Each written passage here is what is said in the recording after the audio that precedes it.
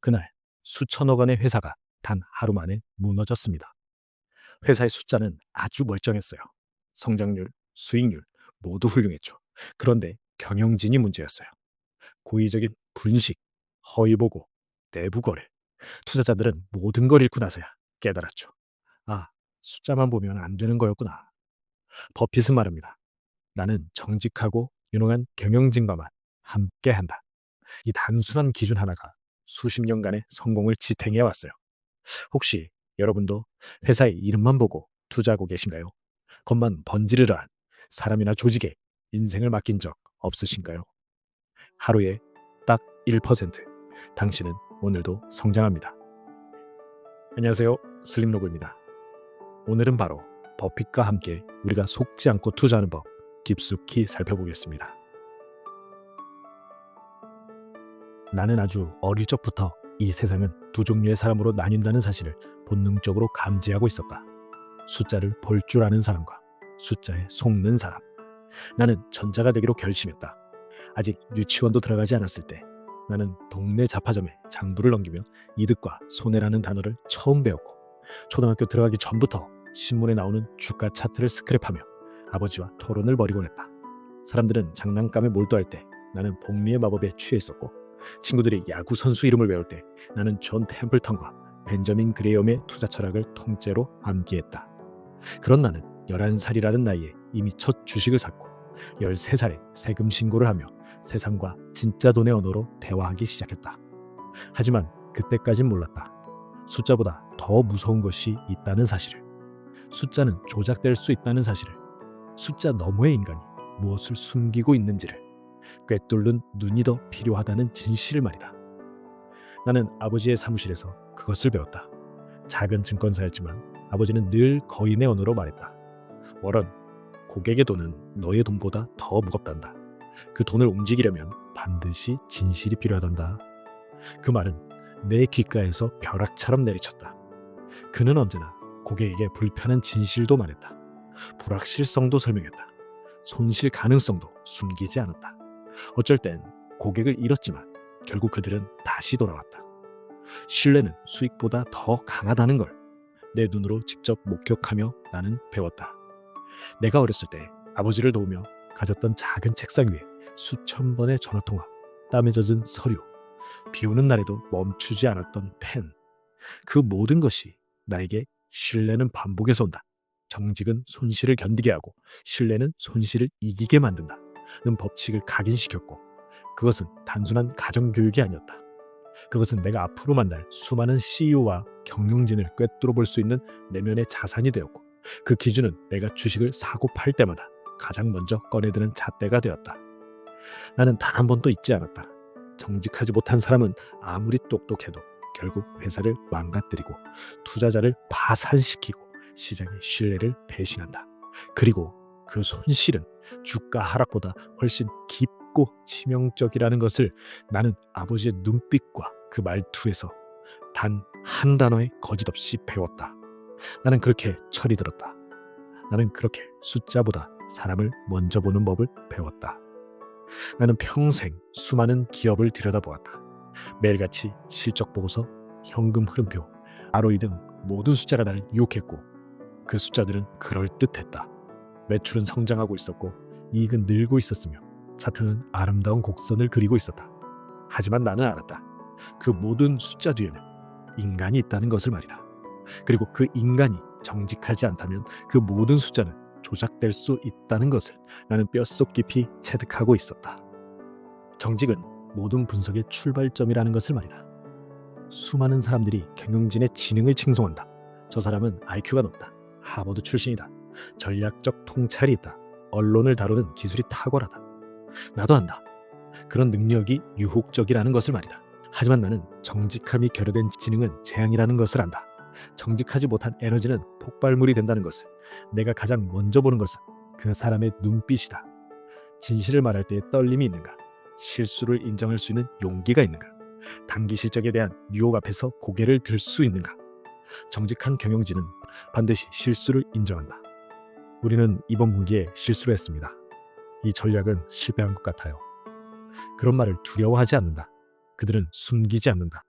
책임을 회피하지 않으며 비난을 피하려 하지 않는다.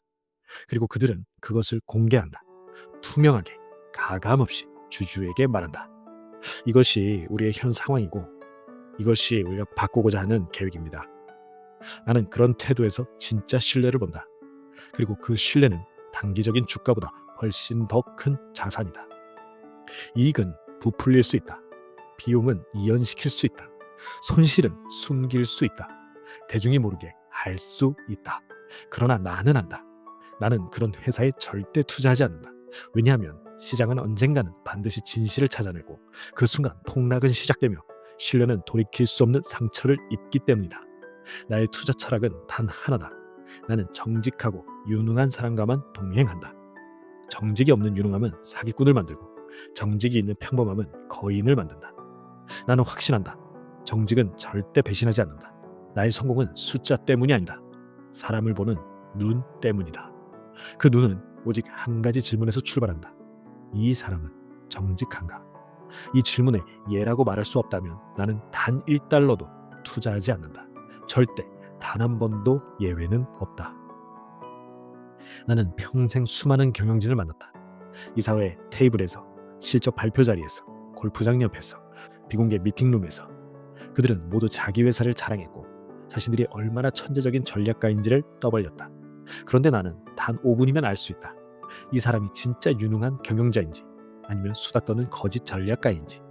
왜냐하면 유능한 경영자는 말보다 숫자로 증명하고 구호보다 구조로 회사를 움직이며 무엇보다 자본을 다루는 방식에서 그 진가가 드러나기 때문이다. 나는 기업의 리더가 자본 배분을 어떻게 하느냐를 본다. 이익이 났을 때 그 돈을 어디에 쓸 것인가. 그것이 그 사람의 철학이다. 유능한 경영자는 절대 충동적으로 움직이지 않는다.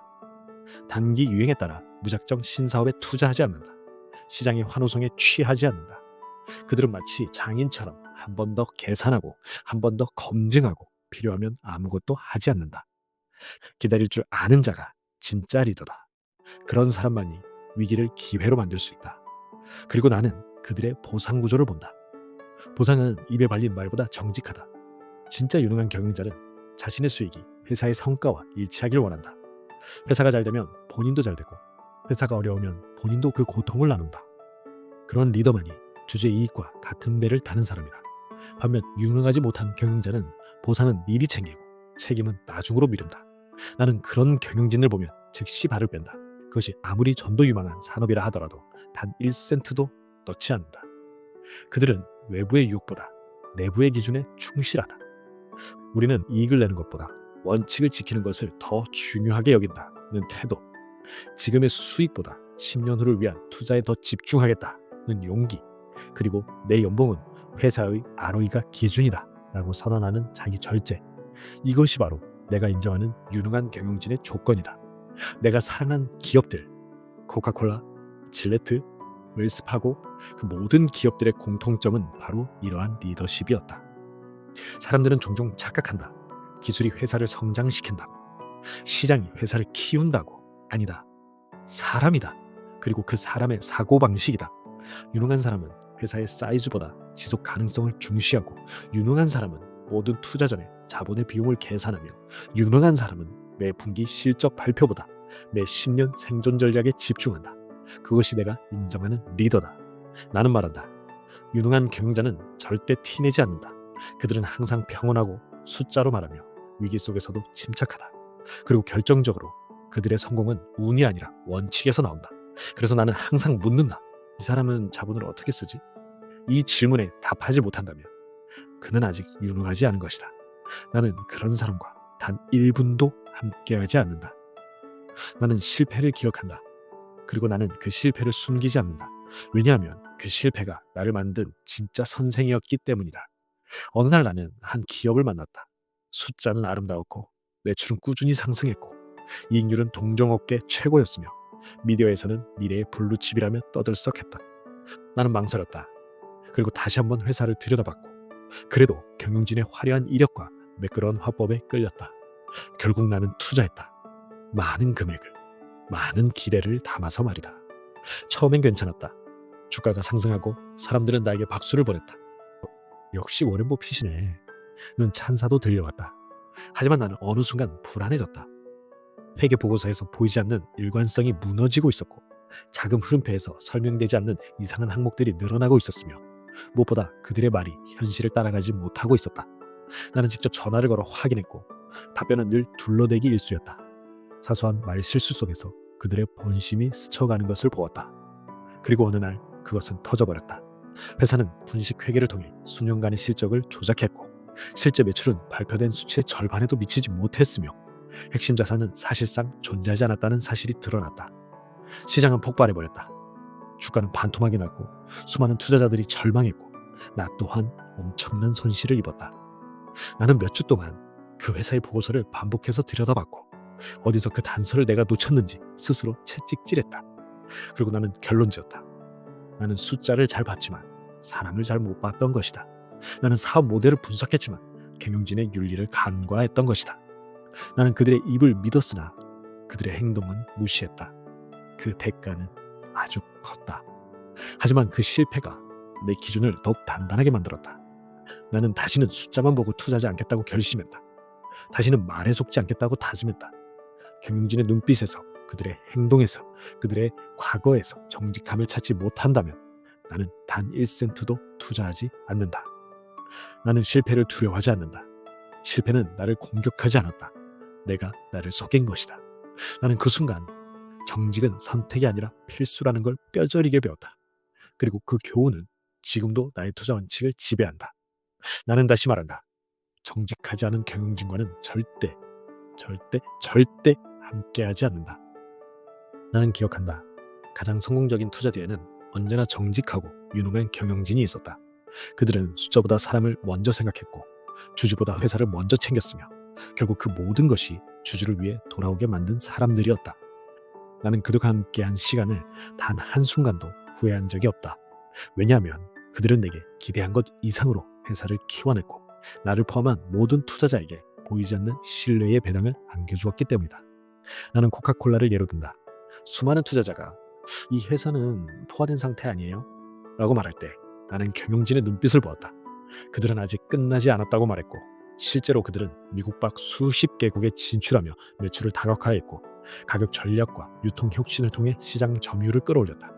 그리고 그 과정에서 단 한 번도 원칙을 저버리지 않았다. 단 한 번도 분식 회계를 하지 않았고 단 한 번도 허황된 약속을 하지 않았고 단 한 번도 주주를 기만하지 않았다.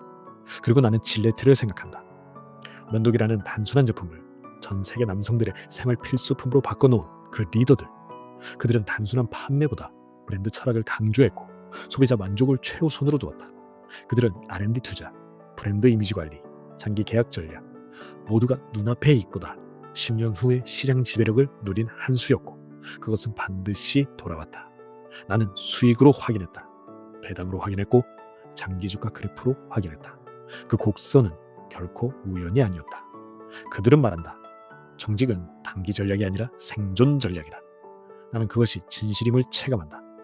정직은 사람을 끌어들이고 유능함은 그들을 떠나지 않게 만든다. 정직한 CEO는 파트너십을 키우고 유능한 CEO는 그 파트너십을 수익으로 바꾼다. 그 둘이 만나는 순간 나는 확신했다. 이 회사는 앞으로 10년을 책임질 것이다. 나는 그런 순간 전 재산을 넣을 각오를 한다. 그리고 지금까지 그런 판단은 단 한 번도 나를 배신하지 않았다. 나는 말한다. 회사는 숫자가 아니라 사람이다.